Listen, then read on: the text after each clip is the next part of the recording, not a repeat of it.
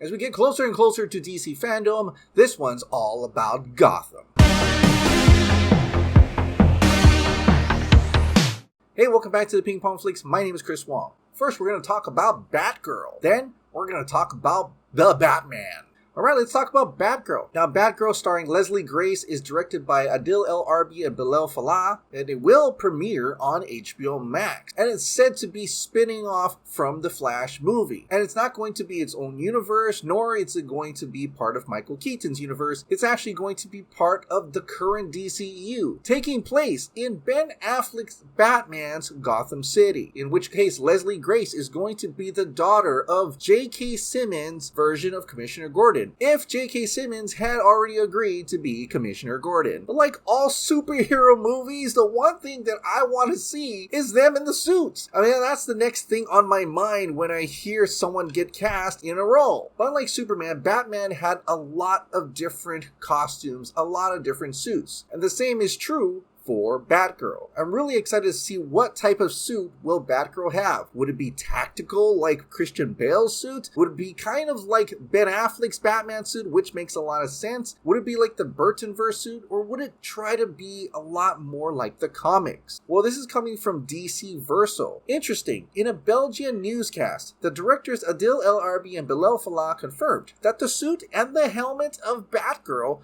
will be inspired by the stage Burnside. Now, for your information, Batgirl of Burnside is a 2014 arc in Batgirl Volume 4. Desiring and needing a change of scene, Batgirl moves to Burnside, Gotham's hip neighborhood across the river. Unexpectedly, she becomes a popular hero quickly, until a mysterious enemy out of her past sets out to ruin her reputation and ultimately destroy her. Now, that doesn't mean they're actively adapting the story of Burnside, but they're definitely going to adapt the suit. And it's a pretty realistic suit in terms of a normal person trying to put on a Batman persona, but without the technology and the resources like Bruce Wayne, like having a leather jacket instead of spandex, and it probably looks more like a motorcycle jacket. It's definitely going to be iconic. It's so iconic that they used the exact same design for the Harley Quinn animated series. But the craziest thing is that DC Verso says 2VRT NWS, the Belgian channel, directors Adil El Arbi and Bilal Fallah confirmed that Batman will appear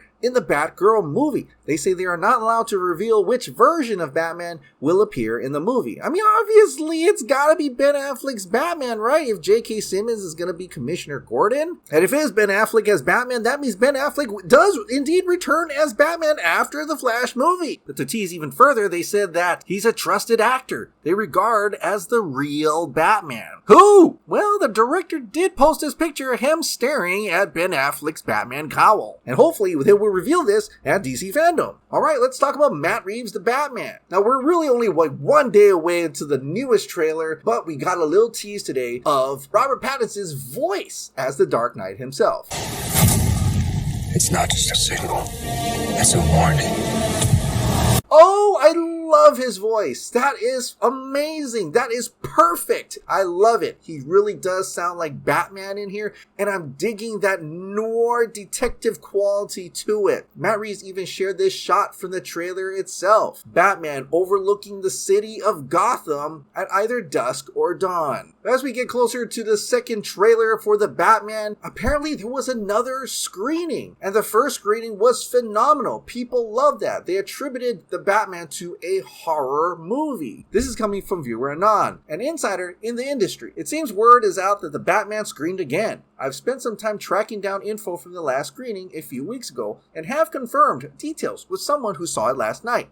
It's a nearly 3-hour-long detective story, full-blown noir film. Yes, that is amazing. Nearly 3 hours? Wow, that is a hefty movie. Now, he could have just said 2.5, but since it's nearly 3 hours, I'm going to guess it's like 2:45, maybe even 2:50. Detective noir film. I love that. I am a huge fan of those type of movies. And to combine a superhero movie with noir, that's right up my alley. Story starts on Halloween and runs for about a week. Batman keeps a journal which is read to the audience in voiceover. Most of Pattinson's dialogue is spoken this way, and he wears the suit for the majority of his screen time. He's just Batman, with little interest in being Bruce, which I think is different from the previous movies. Most of his screen time usually is Bruce Wayne and not Batman. I mean, even The Dark Knight Rises, he's not even Batman until halfway through the movie. Even then, it was very far and few in between. But now we're gonna get a for real, just him in the bat suit majority of the time. He's literally going to be the Batman. And also the voice-over narration. Come on, that's absolutely a noir film. Now, there's a lot of different noir films you can look up, mostly black and white movies. But I guess the modern concepts of that I could think of would be like the Max Payne video game series, mostly 1 and 2.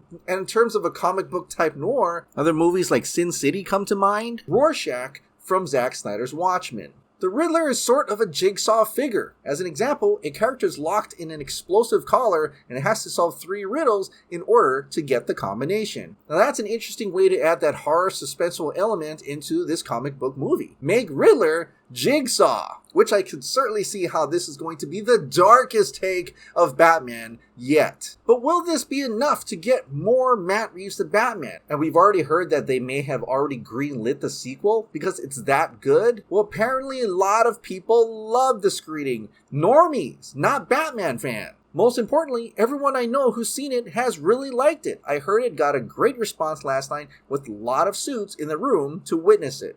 He also added that there were multiple standing ovations for this movie as well, which really explains why I think Matt Reeves is definitely going to get at least a trilogy of Robert Pattinson as the Batman. Man, that got me excited for the Batman. I think this is my most anticipated DC movie that's coming out next year, and I can't wait to see the next trailer for the Batman coming out at DC Fandome this Saturday.